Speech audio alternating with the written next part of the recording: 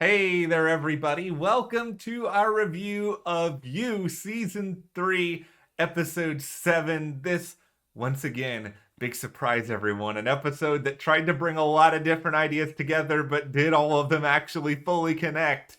Yeah, this episode, it just kind of felt like it wasn't really going anywhere that was really significant. There was like a lot of things that have kind of already repeated a little bit. This episode felt like a lot of filler, almost like they know they needed to make 10 episodes and they didn't have enough content for the season, and then this episode happened. You know who is the big winner of this episode?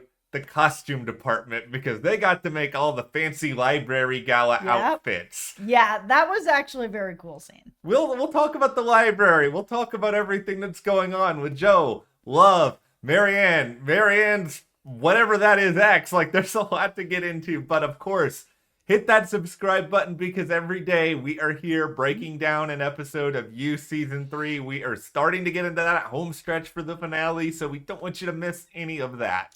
Also, tonight is the season 9 premiere of Blacklist, Yes. which is one of our favorite shows to cover here at the channel. So, if you do happen to be watching Blacklist and you didn't know that we cover it, or you do, make sure you come back tonight for our premiere review because, man, that season 8 cliffhanger was something else. Yeah. And I feel like tonight's episode is going to be pretty big. Yeah. Well, this is just a day to celebrate dark, weird TV shows, isn't it? Yeah. Okay, let's start with this. Maybe this is the first beef I have with this episode. This library gala was fancy. There was all this money spent in decorations. Listen, I'm an English major. I've been in a lot of libraries in my life.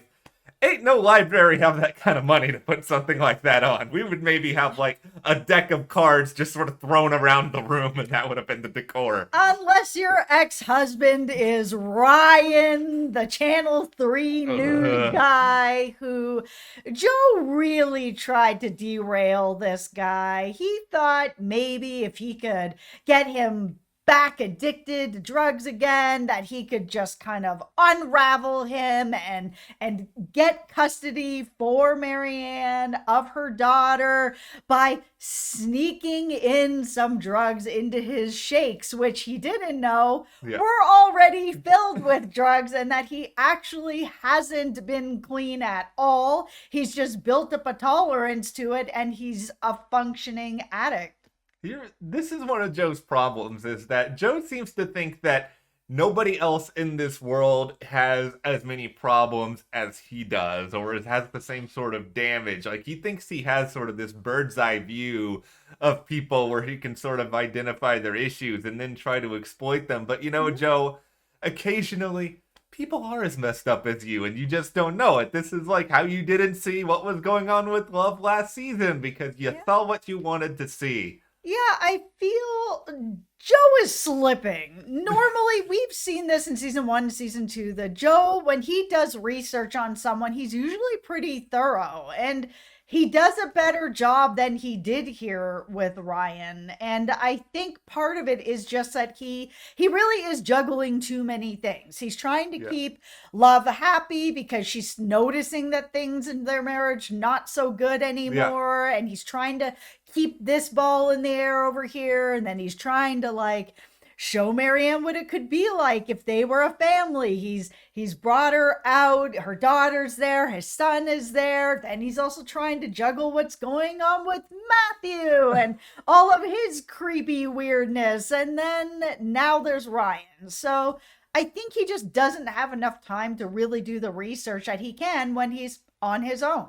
Yeah, and he's put himself in a position now where if he really wants to find a way to get at Ryan, he's gonna have to like drop so much of this, let's just say, material into one of these protein shakes that it is like above and beyond, I think, what anyone would see as even fathomable. And I think he's put himself Yeah.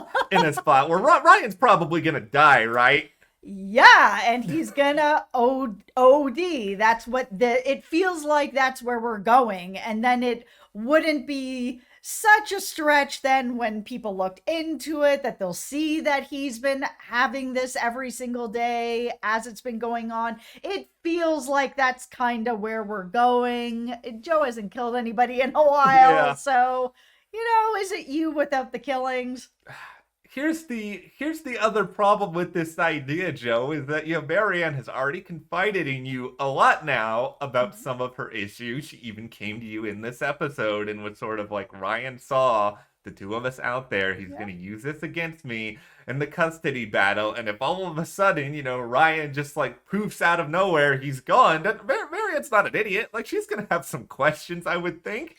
Yeah, probably. And really, Joe would then have to hope that he gets to Ryan and gets rid of Ryan quicker than Ryan may have told somebody about what's going on. Besides telling Marianne, hey, I saw you. As long as Ryan hasn't told anybody else, maybe Joe could get away with this a little bit. But yeah, Marianne's gonna probably have some questions. And right now, it feels like Marianne is checking out of this sort of whatever was Yeah. starting off with Joe.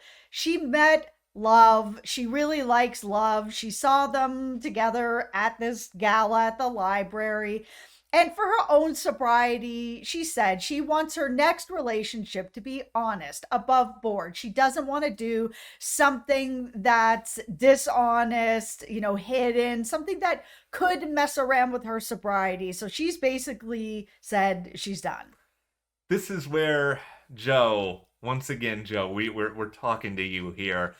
You can't unmess this situation. You can say, okay, I'll find a way to get out of this. I'll make it so it's fully above board and possible, and I'm sure we'll get into the open relationship stuff in a minute, but you still started this relationship with Marianne on this pretense. Like Mhm. that doesn't go away just because the circumstances change. You can't just like crawl inside her brain and then like pull all that out like it's some sort of magic trick. Life doesn't work like that. No, even if it later becomes above board, Yeah. it started not that way. There's been multiple kisses and moments and feelings that have been happening while Joe is married. That stuff doesn't just go away, say, Joe gets divorced or something else happens, this open relationship that pops off, that all of a sudden Marianne's going to then feel like it's all okay because she's already crossed the line. She's already done the things that she's worried are going to hurt her own sobriety. But you mentioned it. Sherry and Cary, they're in an open relationship. They have now put on the table to Love, who has now brought it to Joe. Hey, we could all be together. This is certainly going to fix our marriage. What doesn't fix a marriage about bringing in more people to be with in the marriage? This is such a bad. Joe loves if you guys knew us, we could have told you a long time ago that these two are red flags. The moment that we found out their names were Sherry and Cary, and they rhyme, and you know that these two probably think that that's cute or whatever. It's just like even that is irritating. Everything about these two is irritating, especially now. Now we go from like irritation to just like pure on dislike. This should not be something you really have to think about. Like, just don't do it. Yeah, I mean, this is where things kind of fall apart for me with Love. Yeah. And I know that she's been sleeping with the neighbor's kid who's like 19 or whatever. And so she's not innocent in all of this either. But there's been no indication that she wants to sleep with Sherry and Cary Yeah. either. So when this was brought up and she started smiling, I wasn't sure if she was smiling because she actually wants to be with them Yeah. or she thought that this was a way to open up that she could then be with Theo later. Like it just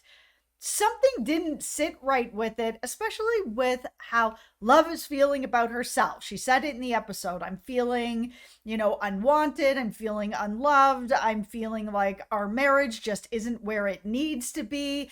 The minute she brings this to the table, I thought Love was going to react a different way, seeing that Joe was open to this idea somewhat, that would have been the last thing that Love really wanted deep down, that she kind of would look at it and say, oh, okay, so if he's open to this, my marriage really is over.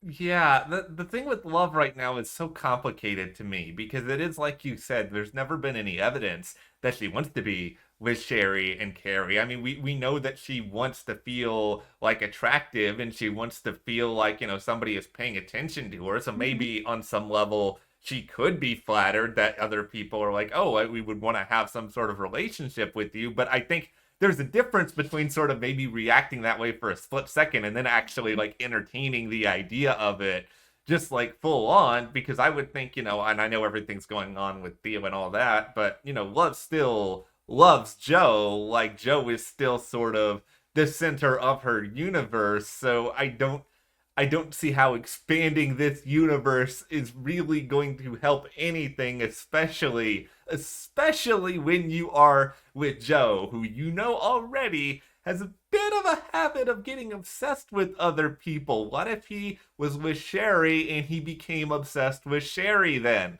Yeah, there was also a moment that I was expecting Joe to just say, "Okay, if you're bringing this to the table, our relationship is in truly dire straits. So you don't want to be with me anymore." That could have been the out. Instead, he decided that that was the in to be with Marianne, who does not seem like the person that is going to go from we're having this secret romance. Okay, this is a type of situation that's not good for my sobriety. Okay, now I'm in an open marriage all of a sudden. How does that work for you, Marianne? That she's gonna be like, okay. It just feels like it's so messy that Marianne should technically, next episode, if that's what he brings to the table, should decide to really peace out and be like, Yeah, no, I'm not having any of this. Joe, you delusional. Like this is not.